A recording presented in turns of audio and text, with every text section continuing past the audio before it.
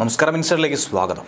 അതിഭീകരമായ ഒരു ഡ്രോൺ ദൃശ്യമാണ് നിലവിൽ ഇസ്രയേൽ സേന പുറത്തുവിട്ടിരിക്കുന്നത്. IDF പുറത്തുവിട്ടിരിക്കുന്ന ഈ ദൃശ്യത്തിലൂടെ തന്നെ ഇറാനും ഹമാസിനും അതുപോലെ ഹിസ്ബുള്ളയ്ക്കും വലിയൊരു താക്കീതാണ് നൽകുന്നത്.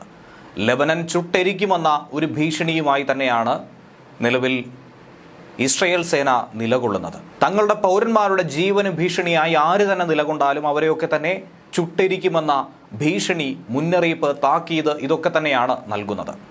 ഇറാൻ പിന്തുണയുള്ള ഭീകര സംഘടനയായ ഹിസ്ബുള്ളയുടെ ഉന്നത കമാൻഡറായിട്ടുള്ള മുഹമ്മദ് ഹുസൈൻ സ്രോറിനെ കൂടി വ്യോമാക്രമണത്തിൽ ഇസ്രയേൽ കൊലപ്പെടുത്തി എന്നുള്ള സൂചനകളാണ് ഡ്രോൺ ദൃശ്യത്തിലൂടെ ലഭിക്കുന്നത്. ഇസ്രയേലി ഡിഫൻസ് ഫോഴ്സ് തങ്ങളുടെ സോഷ്യൽ മീഡിയ പ്ലാറ്റ്ഫോമുകളിൽ ഇത് പങ്കുവച്ചിട്ടുണ്ട്. ഒരുപക്ഷെ ഹിസ്ബുള്ളയ്ക്ക് ഇത് കാണുമ്പോൾ ഭയമായിരിക്കും, അവർ ഒരിക്കലും ഇത് കാണാൻ ആഗ്രഹിക്കുന്നില്ല എന്നുകൂടി കുറിച്ചിട്ടുണ്ട്. ബൈറൂട്ടിൽ ജനങ്ങൾ തിങ്ങിപ്പാർത്തിരുന്ന പല കെട്ടിടങ്ങളിൽ ഇങ്ങനെ സ്ഫോടനങ്ങൾ നടക്കുന്നതായിട്ടുള്ള ദൃശ്യങ്ങളും പുറത്തു വന്നിട്ടുണ്ട്. അതിൽ തന്നെ അവർ കൃത്യമായി ഓരോ കെട്ടിടത്തിൻ്റെയും എക്സ്റേ ചിത്രങ്ങൾ പോലുള്ള ഗ്രാഫുകൾ പുറത്തുവിട്ടിട്ടുണ്ട്. അതിലൂടെ ഓരോ മേഖലയിൽ എവിടെയൊക്കെയാണ് ഹിസ്ബുള്ള ഒളിച്ചിരിക്കുന്നത് എന്നത് ചുവന്ന കളറിലൂടെ രേഖപ്പെടുത്തിയിട്ടുണ്ട്. മറ്റ് നിലകളിലൊക്കെ തന്നെ സാധാരണ പൗരന്മാർ, സിവിലിയൻസ് താമസിക്കുന്നുവെന്ന് തന്നെയാണ് മനസ്സിലാക്കുന്നത്. ഹിസ്ബുള്ളയെ ലക്ഷ്യം വെച്ചുകൊണ്ട് ഈ ആഴ്ച നടക്കുന്ന 4ാമത്തെ ആക്രമണമായിട്ടാണ് കഴിഞ്ഞ ദിവസം നടന്ന ഈ ഓപ്പറേഷനെ ചൂണ്ടിക്കാണിക്കാൻ കഴിയുന്നത്. കഴിഞ്ഞ 20 വർഷക്കാലമായി ലെബനിലെ ജനവാസ കേന്ദ്രങ്ങൾക്കുള്ളിലാണ് ഹിസ്ബുള്ള അവരുടെ ഭീകര ശൃംഖല നിർമ്മിച്ചെടുത്തിട്ടുള്ളത്. അക്കാര്യം തന്നെയാണ് നേരത്തെ സൂചിപ്പിച്ചത്. ഭീകര കേന്ദ്രങ്ങൾ സാധാരണ ജനങ്ങൾ തിങ്ങിപ്പാർക്കുന്നിടത്താകുമ്പോൾ അവരെ ആക്രമിക്കാൻ ഒരു ശക്തിയും ശ്രമിക്കില്ല എന്നുള്ള തിരിച്ചറിവ് അവർക്കുണ്ട്. കാലാകാലങ്ങളായി അവർ ഈ തന്ത്രം തന്നെയാണ് പ്രയോഗിച്ചുകൊണ്ടിരിക്കുന്നത്.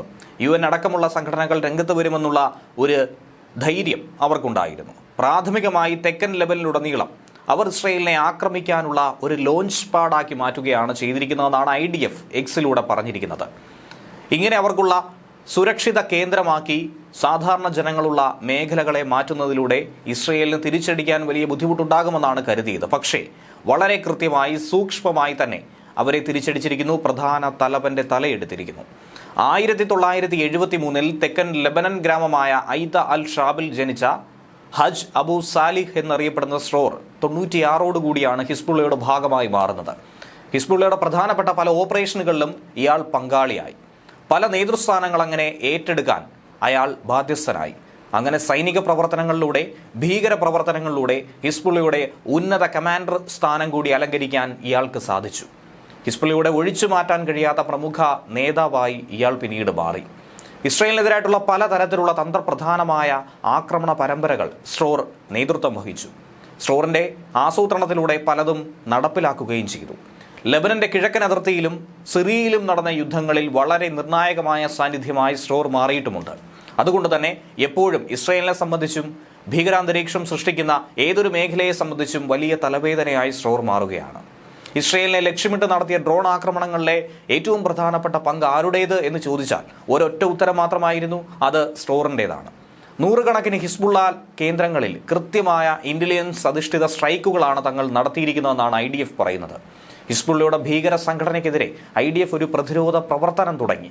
ഞങ്ങൾ നശിപ്പിച്ച ആയുധങ്ങൾ ഇസ്രയേലിലെ പല വീടുകളിലേക്കും ഉപയോഗിക്കാനായി അവർ ലക്ഷ്യമിട്ടിരുന്നു. ഹിസ്ബുള്ള അങ്ങനെ ആസൂത്രണം ചെയ്ത ആസന്നമാകുന്ന ആക്രമണങ്ങളെയാണ് തങ്ങൾ പരാജയപ്പെടുത്തിയത്. ഇതുതന്നെയാണ് എക്കാലത്തെയും തങ്ങളുടെ ലക്ഷ്യം. തങ്ങളുടെ ജനതയ്ക്കും തങ്ങളുടെ ഭാവിക്കും വേണ്ടിയിട്ടുള്ള സുരക്ഷിതമായ ആക്രമണത്തിലൂടെയാണ് മുന്നോട്ട് പോകുന്നത്. ഹിസ്ബുള്ളയുടെ ആയുധപ്പുരയിലുള്ള ഭീഷണിയിൽ നിന്നും മുക്തമായി മാറാൻ ഇസ്രയേലി കുടുംബങ്ങളെ സുരക്ഷിതമാക്കി അവരുടെ വീടുകളിലേക്ക് തിരികെ കൊണ്ടുവരുന്നത് ഉറപ്പാക്കുക എന്ന പ്രവർത്തനത്തിന്റെ പ്രധാന ലക്ഷ്യമാണ് IDF ഇപ്പോൾ സാക്ഷാത്കരിച്ചുകൊണ്ടിരിക്കുന്നത്. ഹിസ്ബുള്ളയുടെ തലവൻ കൊല്ലപ്പെട്ടു കഴിഞ്ഞു. ഞങ്ങളുടെ നയം ഇതിലൂടെ തന്നെ വ്യക്തമാണ്. ഹിസ്ബുള്ളയെ തകർക്കാൻ, മുച്ചൂടും മുടിക്കാൻ എല്ലാവിധ ശക്തികളും ഞങ്ങൾ ഉപയോഗിക്കും. ഇസ്രയേൽ പ്രധാനമന്ത്രി ബെഞ്ചമിൻ നെതന്യാഹു തന്നെ ഇതിനോട് പറഞ്ഞത് ഇങ്ങനെയാണ്. ഐക്യരാഷ്ട്ര സംഘടനയുടെ വാർഷിക സമ്മേളനത്തിൽ പങ്കെടുക്കാൻ ന്യൂയോർക്കിലെത്തിയപ്പോഴാണ് ശക്തമായ ഭാഷയിൽ ഞങ്ങൾ പ്രവൃത്തിയിലൂടെയാണ് സംസാരിക്കുക, അല്ലാതെ വാക്കുകളിലൂടെ അല്ല എന്ന് വ്യക്തമാക്കിയത്. അതുകൊണ്ട് തന്നെ ആരും ഇക്കാര്യത്തിൽ ആശയക്കുഴപ്പത്തിലാകേണ്ട വസ്തുതയില്ല. ഞങ്ങളുടെ ആളുകളെ സുരക്ഷിതമാക്കാൻ ഏതറ്റം വരെയും ഞങ്ങൾ പ്രയത്നിക്കും. ഹിസ്ബുള്ളയ്ക്ക് നേരെയുള്ള ആക്രമണം അതുകൊണ്ട് ഇവിടെ അവസാനിപ്പിക്കുന്നില്ല എന്നും നെതന്യാഹു തന്നെ ഉറക്കെ വിളിച്ചു പറയുകയാണ്.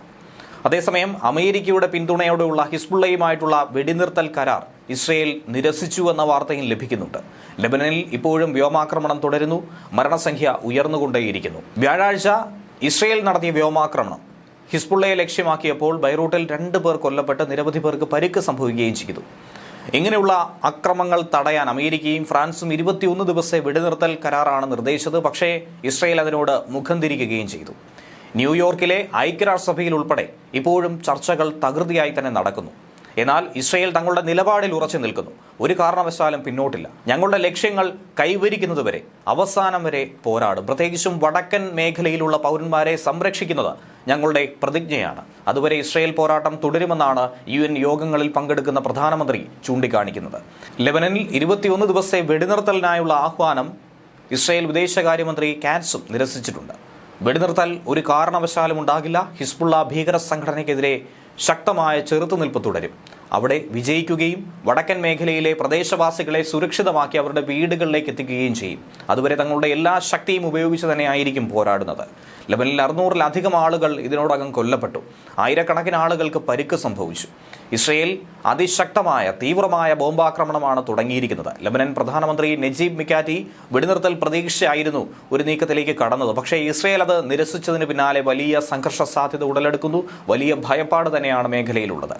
സംഘർഷങ്ങൾക്കിടയിലും സമാധാനപരമായ പരിഹാരം ഇപ്പോഴും സാധ്യമാണെന്നാണ് അമേരിക്കൻ പ്രതിരോധ സെക്രട്ടറി ലോയിഡ് ഓസ്റ്റിനും പറയുന്നത്.